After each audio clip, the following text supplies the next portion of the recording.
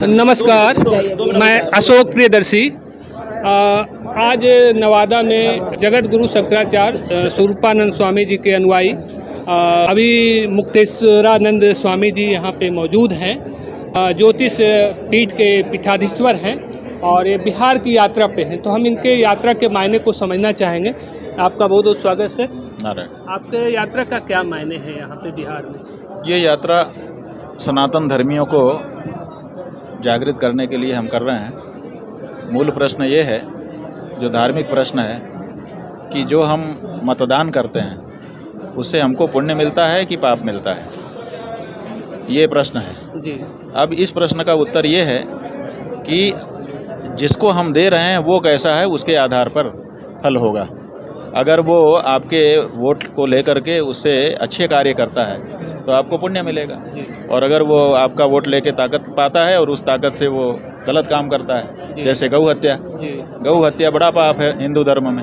अब अगर वो हमारे वोट से जीत जाए और जीत जाने के बाद गौ हत्या के लिए लाइसेंस देने लगे, सब्सिडी देने लगे, गौ हत्यारों से चंदा लेने लगे, गौ हत्या करने के लिए ले जा रहे कसाई लोगों का समर्थन करने लगे, तो वो गौ हत्या को बढ़ावा देगा। तो हमने को वोट दिया है तो हमको भी तो कहीं ना कहीं से आंशिक उसका पाप लग जाएगा। तो हम हिंदू मतदाताओं को ये बात बता रहे हैं कि बेटा, इस बात को ध्यान में ले लो।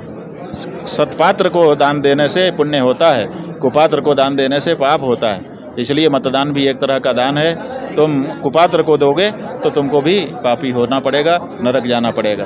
गौ हत्या जैसा बड़ा पाप तुमको भी लग जाएगा। इसलिए इस बारे में विचार करो। इसे क्या राजनीतिक रूप में ले जाना चाह रहे हैं? नहीं, राजनीतिक का मतलब नहीं है। मतलब इसमें पूरा धार्मिक है कि धर्मशास्त्र कहता है कि हम जो कुछ करें पहले विचार लें कि इसका परिणाम क्या होगा। तो हम जो कुछ करते हैं, हम जैसे भोजन करने जाते हैं तो विचारते हैं ना कि ये जो भोजन हम करेंगे इससे पाप होगा कि पुण्य होगा, ये भक्ष्य है कि ये भक्ष्य है। जैसे हम नहाने जाते हैं तो हम विचार करते हैं ना कि ये कर्मनाशा है कि गंगा है।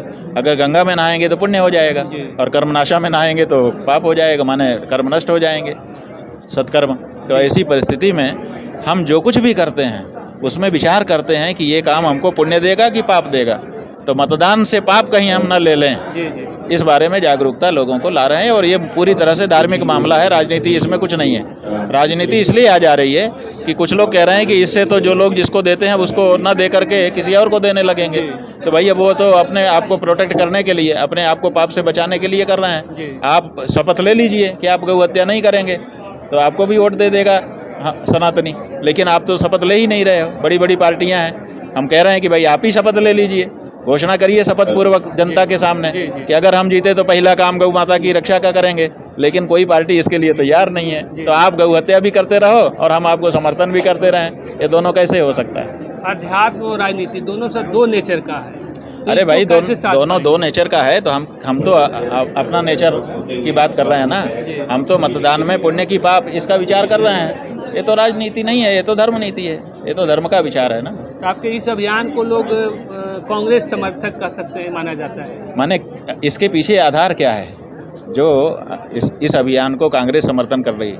इसका मतलब कि कांग्रेस गाय माता की रक्षा करना चाहती है, ऐसा आप समझते हो? अगर गाय की रक्षा करना चाहती है तो जहाँ जहाँ उसकी सरकार है वहाँ तुरंत घोषणा कर दे, तो वो तो नहीं कर रही है ना।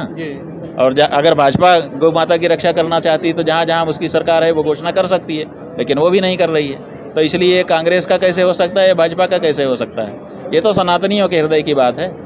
शुरुआत बिहार से क्यों? शुरुआत बिहार से इसलिए क्योंकि जो हमारा आंदोलन चल रहा है वो क्रमशः आगे बढ़ रहा है। हम लोगों ने ये 2-2.5 साल पहले ये आंदोलन, गौ प्रतिष्ठा आंदोलन शुरू किया।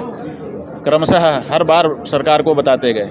एक समय तो ऐसा आया कि उन्होंने हम लोगों को आश्वासन दिया कि कुंभ में गौ माता को राष्ट्रमाता घोषित कर देंगे अपने किसी प्रतिनिधि के माध्यम से। तो हम लोगों ने भरोसा कर लिया। हम लोग प्रतीक्षा करते रहे कि कुंभ आए। फिर वो कुंभ आया, वो लंबा कुंभ 45-60 दिन का। फिर उसको भी हम लोगों ने झेला कि चलो भाई इसी बीच कहीं हो जाएगा, लेकिन तब भी नहीं हुआ। उसके बाद फिर 33 दिन का समय दिया। फिर 33 दिन के समय में उन्होंने नहीं किया। फिर उसके बाद फिर हम लोगों ने कहा कि अब आगे राजनीति में ही बढ़ना पड़ेगा, मतदाताओं को ही जागरूक करना पड़ेगा। तो सबसे पहले बिहार का ही चुनाव आ गया।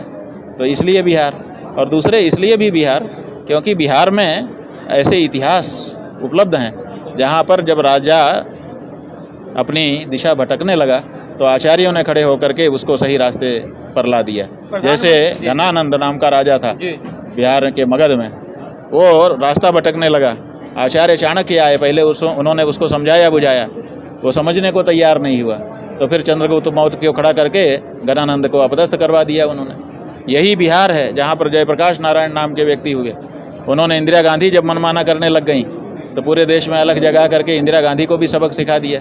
तो बिहार में वो पोटेंसी है, यहाँ के आचार्य सदा से भटक रहे राजा को दिशा देते रहे हैं, तो हमने सोचा कि ये अच्छा है, इसी धरती से ये बात अपनी कहनी चाहिए। प्रधानमंत्री नरेंद्र मोदी खुद को सनातनी कहते रहते हैं। कहते हैं, बिल्कुल कहते हैं। गंगा का और गौ का प्रधानमंत्री आंदोलन भी। प्रधानमंत्री नरेंद्र मोदी जी अपने आप को सनातनी कहते हैं और बड़ी दृढ़ता से कहते हैं, बड़ी तरीके से कहते हैं, ऐसे तरीके से कहते हैं कि बिल्कुल भरोसा हो जाए कि ये पक्का सनातनी है। लेकिन 12 साल सत्ता में रहने के बाद भी जब गौ हत्या जैसी चीज़ को ना बंद करे, छोटी मोटी बात नहीं, तो उसके बाद हम क्या जानेंगे कि ये कैसे सनातनी है। केवल कहने का सनातनी है, तो हाथी का दांत दिखाने का अलग, खाने का अलग, तो दिखाने के दांत से हमारा कैसे काम चलेगा। इसलिए वो कहते तो हैं और कई लोगों को उन्होंने अपने कहने के अच्छे तरीके से भ्रम में डाल दिया है, लेकिन सच्चाई 12 साल के लंबे समय में खुल करके सामने आ गई है कि जैसा वो कहते हैं वैसे वे है नहीं। जब उनकी माँ को बिहार में किसी ने अदने से व्यक्ति ने गाली दे दी तो वो मंच पे रोने लगे, और हम सब की माता गाय उसको काट काट के बेच रहे हैं अपने सत्ता के समय में, उसके लिए उनको कभी रोना नहीं आया। इसका मतलब वो गाय को माँ नहीं मानते हैं। अगर मानते होते तो आँख से आंसू निकलता ना किसी दिन। और जो लोग गाय के लिए हथियार उठाते हैं उनके लिए उनके मुख से कुछ शब्द निकलते, लेकिन कसाई के लिए उनके मुख से एक धिक्कार का शब्द अभी तक नहीं निकला है, बल्कि गौरक्षकों के लिए गुंडा शब्द जरूर उनके मुंह से निकल गया है। तो इससे सबसे क्या समझें कि वो क्या हैं अंदर से। अंदर तो कोई घुस के तो देखता नहीं है कि हम चले जाएं उनके मुंह में और पेट में घुस जाएं और जा करके देख लें कि वो क्या हैं। उनके आचरण से ही तो पता चलेगा कि वो असल में क्या हैं। और अब 12 साल उनका आचरण देख लिया गया, तो जो गौ माता की रक्षा नहीं कर पा रहा है वो बाकी हिंदू धर्म का क्या काम करेगा। पहले की सरकारों ने गौ रक्षा के लिए पहले की सरकारों ने किया होता तो उनको हम लोग मटिया मेट करते, इस देश की जनता उनको गद्दी से उतार के फेंक देती। पहले की नहीं किया तभी तो उनको उतार के फेंका गया, इनको लाया गया।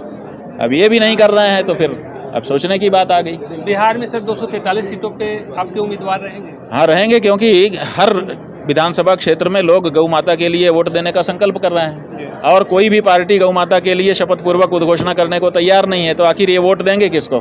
तो किसी न किसी को तो देने के लिए, इनका वोट लेने के लिए भी खड़े होना पड़ेगा। तो इसलिए मजबूरी है, इच्छा नहीं है लेकिन मजबूरी है। अगर कोई पार्टी आ जाती कि हम हैं महाराज जी काहे चिंता कर रहे हैं, हम हैं सनातन धर्मियों, हे गौ भक्तों हम हैं, क्यों आप परेशान हो, तब तो हम उन्हीं को वोट दे देते। लेकिन ऐसा कोई कहने के लिए तैयार नहीं ना है, ये समस्या है। आपका संदेश क्या है पब्लिक के लिए? हमारा संदेश पब्लिक के लिए यही है कि सत्पात्र को दान दोगे तो पुण्य होगा, कुपात्र को दान दोगे तो पाप होगा। पुराण में साफ साफ बताया गया है कि सत्पात्र को दान देने से धनाढ्य होता है और कुपात्र को दान देने से गरीब होता है।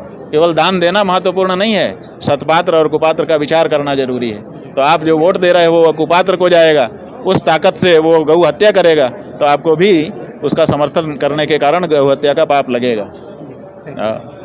तो कुल मिलाकर अभी बात कर रहे थे स्वामी अभी मुक्तेश्वरानंद सरस्वती जी से, जो ज्योतिष विद्यापीठ के पीठाधीश्वर हैं। तो अभी इन्होंने अपनी बात को पूरी तरह से रखी। धन्यवाद सर।